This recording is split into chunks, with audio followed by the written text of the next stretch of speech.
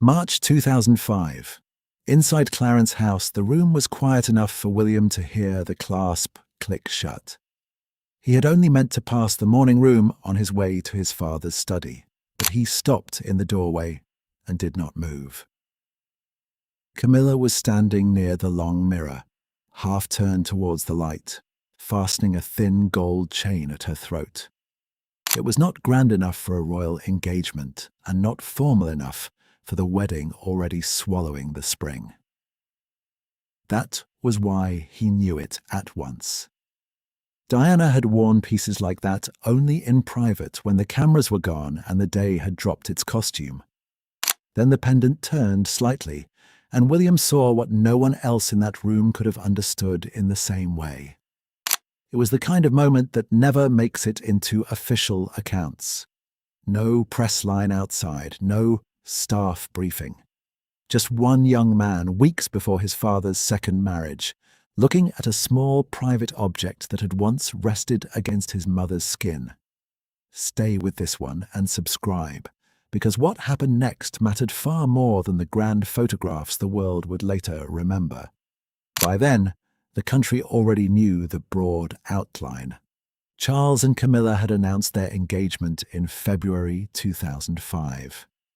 The wedding was set for April in Windsor. Publicly, the language was careful. Civil ceremony, prayer and dedication. A modest tone for a relationship that had survived scandal, divorce, leaked tapes, public resentment, and the long shadow of a woman dead for nearly 8 years, but still, in certain rooms, the strongest presence of all. William and Harry had issued the correct statement. They were happy for their father. It was the sort of sentence royal sons were expected to offer. It was not the same thing as peace. William had learned that lesson early. On June 12, 1998, less than a year after Diana died, he met Camilla for the first time at St. James's Palace. He was 16, old enough to understand performance, old enough to see when adults were pretending a room was more ordinary than it was. The meeting lasted half an hour. Nobody shouted, nobody cried. But the whole encounter was built around one silent agreement. Everyone would be polite, and politeness would be treated as progress. That had been the royal method for years. Smooth the edges, reduce the truth to posture. By 2005, Camilla had moved into the daily architecture of Charles's life. Clarence House had adjusted around her. Staff had adjusted around her. Even the public, if not fully forgiving, had grown resigned. But private memory did not care what the newspapers had softened themselves into saying. William looked again at the necklace, a small gold pendant, discreet, almost plain. But he knew the scale of it. After his birth, Charles had given Diana a gold pendant engraved with William's name in his own handwriting. It was one of the rare pieces she wore mostly out of sight, close to the body. Not for state dinners, not for tiaras, for private mornings, school runs, sitting cross-legged on a carpet, being less Princess of Wales than simply mother. Camilla saw him then. She did not flinch dramatically. She was too controlled for that.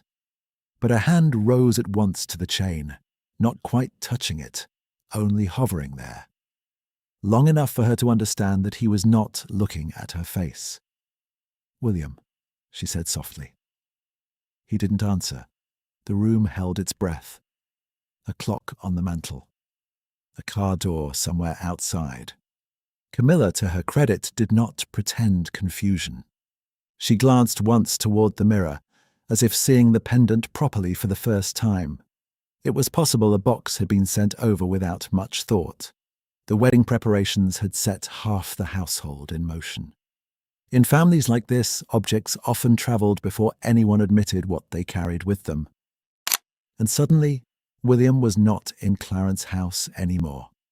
He was back in Kensington Palace in the mid-1990s, on one of those grey London afternoons that made every lamp feel necessary by 4 o'clock. Diana was standing near a chair, reading something from his bag, while a tray of untouched tea cooled beside her. dressed simply. No cameras waiting downstairs. He remembered the pendant because it caught the light when she bent her head. Just a small gold disc against a soft blouse. He had looked at it the way children look at things they think belong to home forever. She noticed him staring and smiled.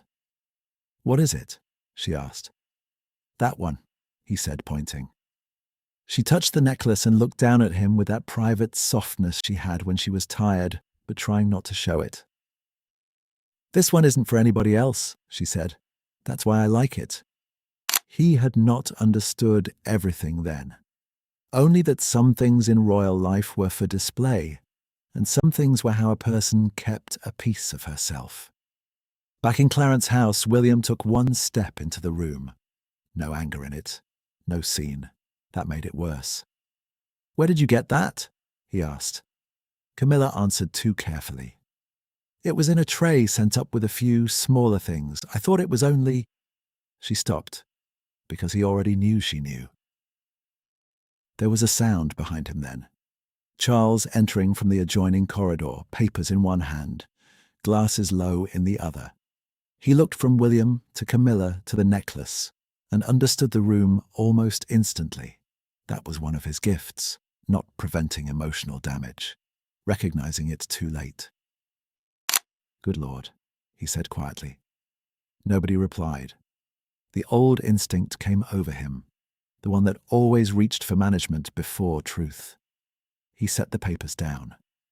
"It's obviously been mixed in by mistake," he said. "There's no need to make more of it."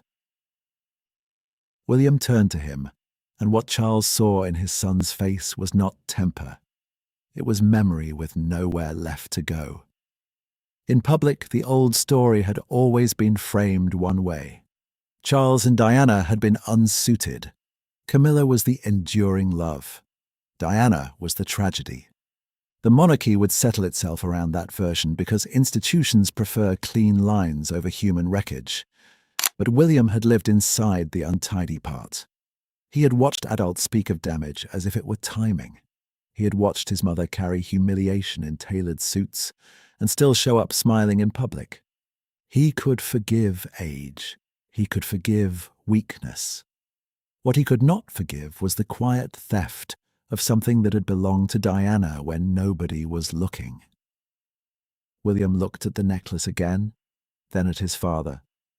"No," he said very calmly. "That was hers when nobody was looking." The room went still. It was not loud. It was not theatrical. That was why it landed the way it did. Camilla lowered her eyes. Not in guilt exactly, more in recognition.